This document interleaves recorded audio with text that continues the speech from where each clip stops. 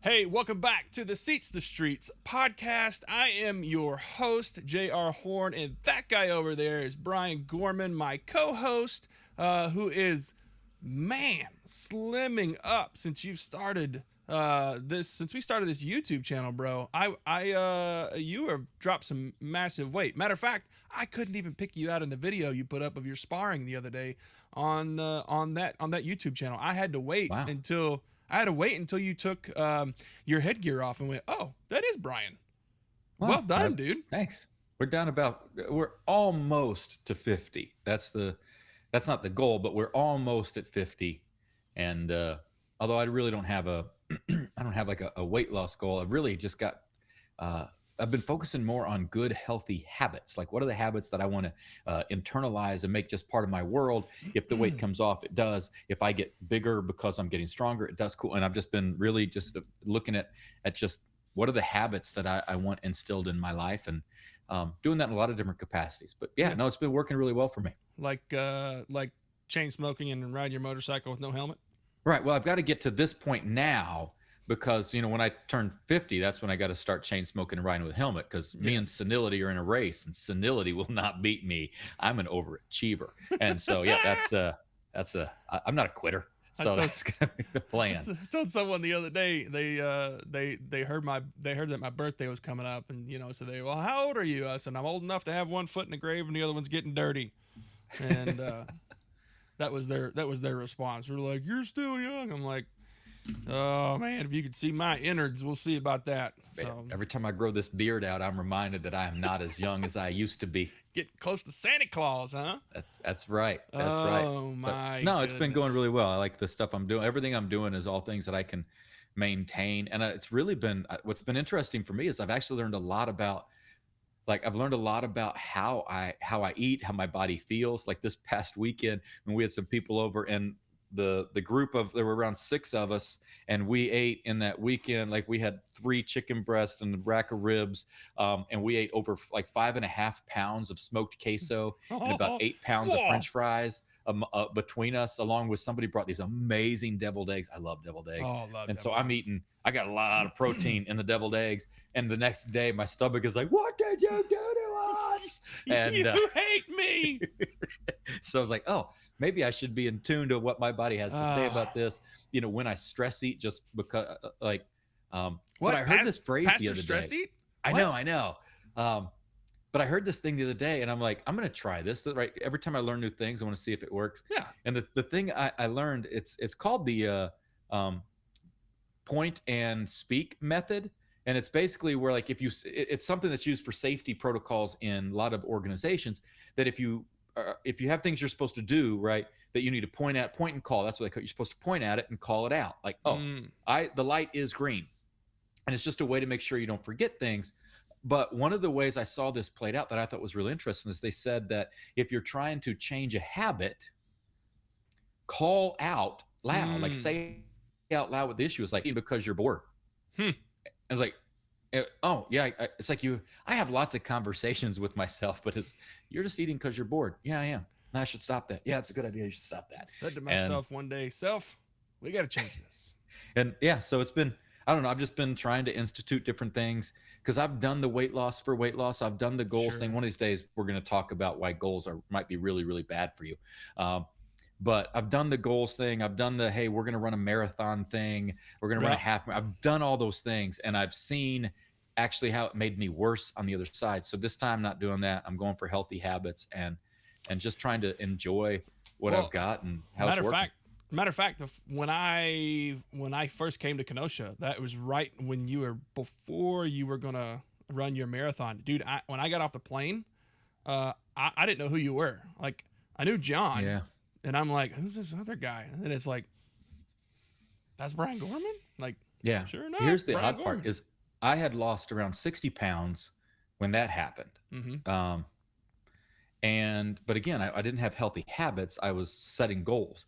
And so I'd lost 60 pounds around that time. To think that I'm actually close to that same amount of weight loss. And yet, after doing that, not only did I gain a few years later, gain those 60 pounds back, I gained another 30 pounds on top of the 60 pounds. And Mm-hmm. so that's when I'm like, we got to change that. But that's Yep. one of these days, we're going to talk about how that actually impacts churches, because there's a Yep. lot of things that go on there for churches, that, that it really enlightened me to some things that I had not recognized as to how I Yep. run the church. But we'll deal Mm-hmm. with that on another day. What are we doing? What are we But doing today? not today. Not today. That's Foreshadowing, but not that's today. another episode. Today we're gonna take it a little easy on our audience because we just backed the dump truck up, the semi truck full of gravel, and dumped out 4 big episodes about culture. And so we're gonna kind of put it in neutral as we're going down the hill toward the end of the year and kind of take it a little lighter. So today, Brian, I want to talk about some of the language that leaders use, and to be able to have just a conversation about some of the language that we find ourselves using with the individuals that we come in contact with, and that we find ourselves hearing from other individuals that we come into contact with, and really kind of really go through about 5 different phrases or 5 different pieces of leadership language that we would just like to give to you that we've found beneficial over the years. And Yeah. they're subtle. They're super small. They're not giant paradigms, but it's a subtle twist in our language that will change the way we treat people and change the way they treat us as well. So that's Yeah. really what we're going to have today. So Brian, It's you've always got number one. interesting. Well, it's always interesting the way in which we hear somebody say something to us and we know it rubs us the wrong way, but Right. then we do it right back. And so this actually became really apparent to me. And I started really thinking through this about like 15, 16 years ago. And I was in a meeting with a team. We were putting together this big church program that we were Mm-hmm. about to do. And I had invited some people to be a part of this team who hadn't really been involved much in the church prior to that. Um, and one of these guys, still one of my good friends to this day, we go through the whole meeting, the whole conversation, and we walk out of the meeting, and he looks at me, he goes, "Can I share something with you?" Which I've learned Uh-oh. since then is really this great thing to say, right? It's not just, um, "Hey, I've got to tell you this." It's he asked, right? It's permission. Do I have permission Yep. to tell you something? And it kind of helps me kind of mentally prepare. Absolutely. And he said, over and over in that meeting, you kept using a word, and every time you used that word, it made me absolutely not want to be a part of this. Hmm.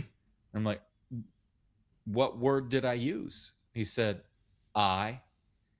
He said, and he looks at me and Mm. goes, "I don't care one bit what you want. I care what we want." Mm-hmm. And that's kind of the first phrase that we had to deal with when we deal with leadership language. The very beginning point of it is to use we Mm-hmm. over I, to use it more often, to be able to use a language that says this is encompassing of everybody. It's not just something I want. Isn't this what we want? We're getting back to Mm-hmm. what we talked about last couple of weeks, the difference between you're right and that's right. That's right. And so something that I just encourage you to do is look through the kind of communication you have, right? Because communication is what the listener does. It's how we interact with one another. Look through the communication you have with others and start to look, how often did you start the email, the text, the interpersonal conversation with, I was thinking to myself, I Right. really would like, and start noticing how often your sentences start with I. And the more they start with I, the more you're actually turning your people, your team, your volunteers, your family, your friends off of being a part of it, because it's about what you want, not about what we want. And so, Right. one of the things to think about in relation to our language, and we'll show you this plays out in the others as well, is considering that the specific words and phrases you use will dramatically impact how well you can lead, because it Mm-hmm. will encourage the other people on your team to see where they fit. Are they Right. there just to help you, I, Right. or are you there to help the we? So that would be the Now, first one, is to think we over I. so there is some critical times where you're able to use I in Yes. an uplifting way. When you're trying to reward someone, or you're trying to recognize someone who's gone above and beyond, or they've done something super stellar, or they've uplifted the culture or held up the values of your church, that those are times where you can look and use the word I. I saw you do this Yes. and this, and it made blah blah blah blah. Those are the moments where you're able to use the I moment, or the word I, and it makes a much more impact because it's not internally focused. Yeah. When It's it's about personal, you. when it's positive. And Right. that's why we say over I. You want we Mm-hmm. over I, not we Right. instead of I. Because then it So, starts to come out a little ingenuine. Like, how are we doing today? right. Well, I don't Right. know about you, Doc, but I know how I'm doing. Right. So So there's actually be a there's time and that. place. There's that. And the second one that we want to encourage you to use is to use our over my, which is very close to what Brian was saying about we over I, but our over my. Think through this, pastors. You're sitting there and you have your ministry, right? Well, in my ministry, we did it this, or Mm, in my last church, we did it this way. Oh, well, in your last church, well, then go to your last church and continue to do that, right? We are at this church, right? I know it was a little dark and harsh on that one, but how many times yeah. have we slipped up and we've said that and used those words like my? Well, my opinion, in my opinion, it should happen this way. Right. Well, in those moments, we are a part of this church, and Yeah. we are in charge of stewarding, governing, praying for, and caring for the individuals in this church. It is our church. I know, Brian, one of the things that you've done before with some of your staff meetings is that when you've come into an executive level meeting, something of maybe not every staff is a part of, but to the executive level pastors on your staff, you look at them and say, we come in with hats for the church, not your ministry.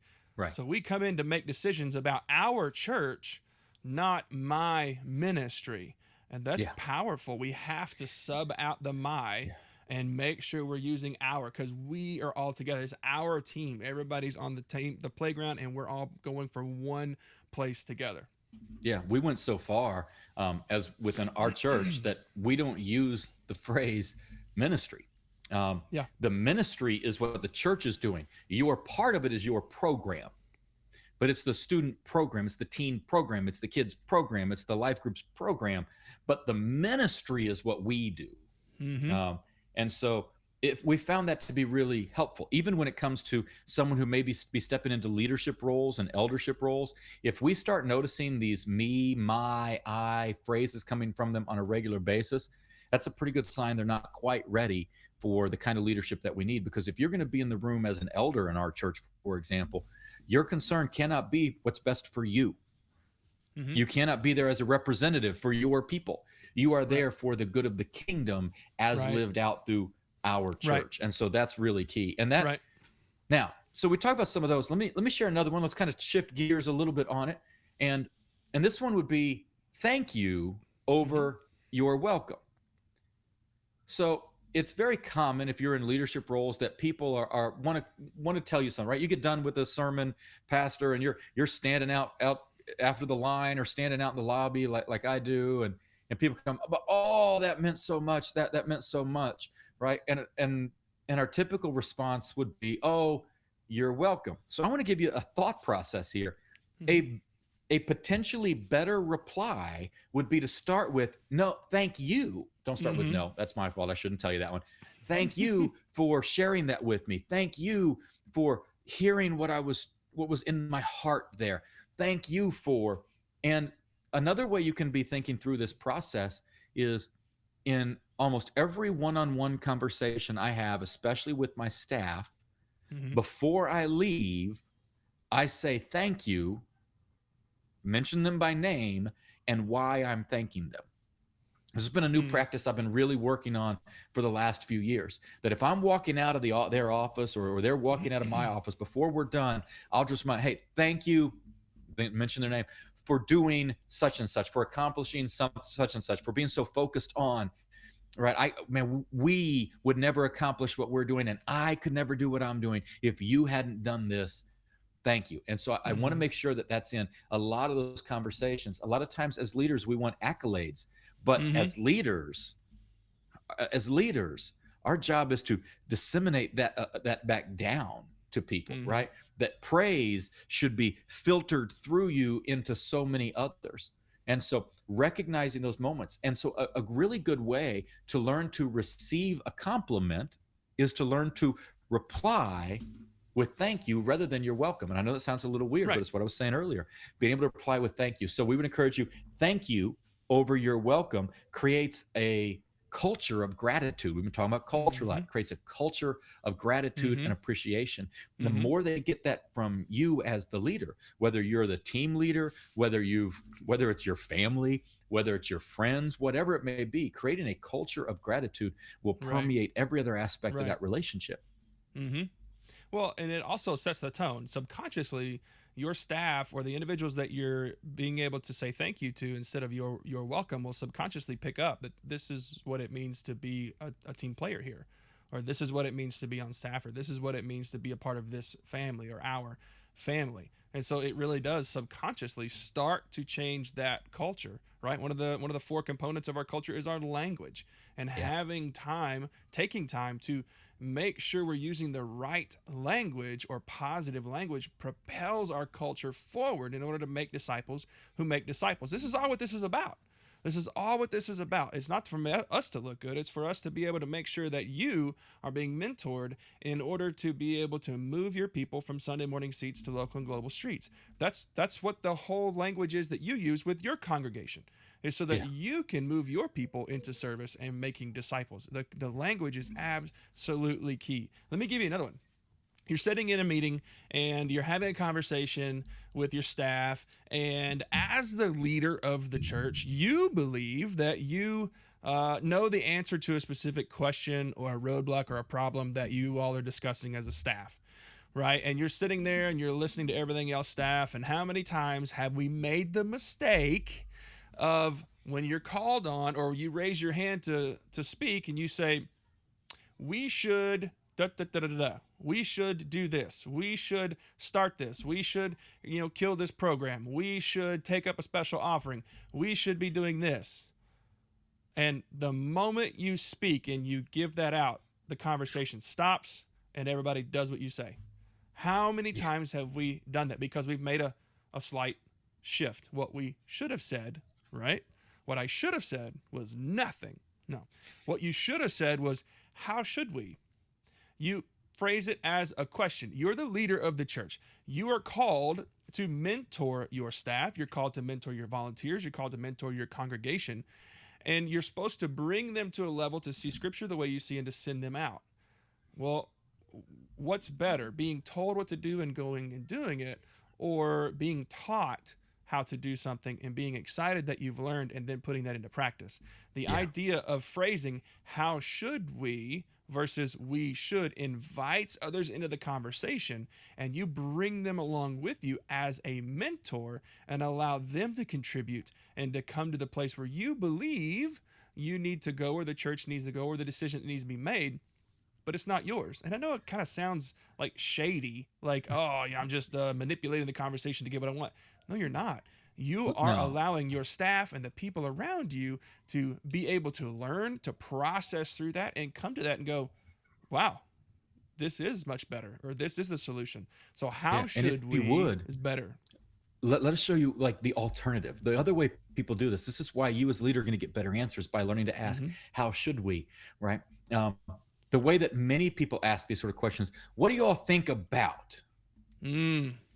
Like, I don't really care what they think about. I care about what we should do. Like, Mm-hmm. I want to talk about action and progress and movement. Mm-hmm. Thoughts are great, but what do you think about? It's going to get you all the different opinions, but not action. If, on the Mm-hmm. other hand, you really want everyone to put their creative minds together and the skills and gifts and heart that God has given them, the ability to say, how should we, moves to action. But absolutely. Now, there can come a point, and this is very common in our culture at least, that we'll ask that question, how should we? And we'll start that discussion, that conversation. And then at some point in there, I'll say, okay, it sounds like, if I'm hearing everybody correctly, we should, but then it's a Mm-hmm. we believe this. Another way that Right. I'll do that on occasion, it's just a little technique I use, is I'll sit there and look at individuals in the room, go, if this decision solely rested on you and you had to make the call, what would you decide? And I'll ask Mm. multiple people in the room, what would you decide? And from there I can go, oh, so it sounds like if we were together, it would look like this. Mm-hmm. Yeah, okay, good. And we can kind of work from there. But that's also kind of playing to some of my strengths of editing and compiling. So, Sure. so let me give you one more, and this is going to be another one of those really subtle but really impactful, is Mm-hmm. using the word with over the word for. Mm. Now, this especially plays out when you're talking about your staff, plays out when you're talking about your team. It plays out when you're talking about anybody who is maybe lower than you on an org chart. But consider the difference of saying, this person works with me. This person works with us. This person works with the students, the teens, the kids. Mm-hmm. This person works with our volunteers versus this person works for me. This person Mm-hmm. works for the church. This person works Right. for our teens, right? It immediately elevates that person into a role of appreciation and a sense of equality and a sense of value because we are with each other. Mm-hmm. You're Mm-hmm. not for me or for them. We are with. Now, Mm-hmm. obviously in all these things there's other times where that comes in useful and comes in handy, right? There are times like in the Bible I always think back to when Joshua looks at this angel and goes, are you with us or our enemies? And the angel goes, nope. Mm-hmm. Oh, I'm sorry, you were asking you or the enemy. No, I'm with neither one of you. I'm with God's kingdom.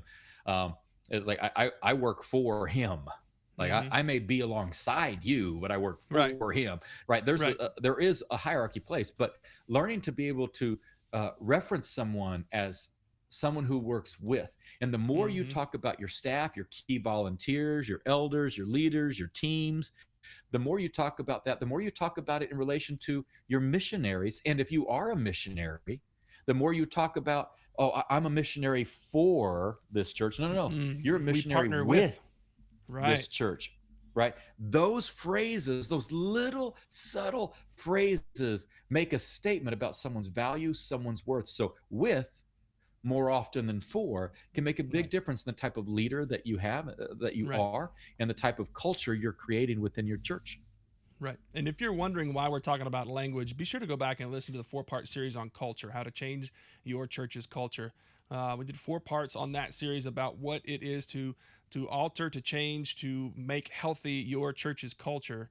And a part of that is language. Part of that is taking the time to look at our language, to be a student of the language we're already using, and to see if that is something we want to continue to go on or not. But we are so glad you are with us. We're going to call that even for the day. We're going to cut it a little earlier than normal, just so we're not continue to back that truck and dump more load and make it easier for you. So we know as both preachers we can go long-winded, and those that work with both of us that work with, in and with churches, like we don't mind talking for a long time. So in order to say thanks to your ears and your eyes for watching us on YouTube, or if you're OG still listening to us on Anchor, Spotify, or Apple Podcasts, we are so glad you're here. But either way, we would love for you to leave us a rate or review, or to like and comment and subscribe down below so that we can be able to continue to be in contact with you. If you'd like for more Seats to Streets content, you can check us out online at seatstostreets.com and hit the Let's Connect tab in the upper left-hand corner. We would love to connect with you about how we can come in and be able to help you survey your language, even your culture, about how you can grow as a leader and be able to see the people you interact with as your team and people you work with, and maybe not work for you. So for us at Seats to Streets here, we'll see you next time. Later. Later.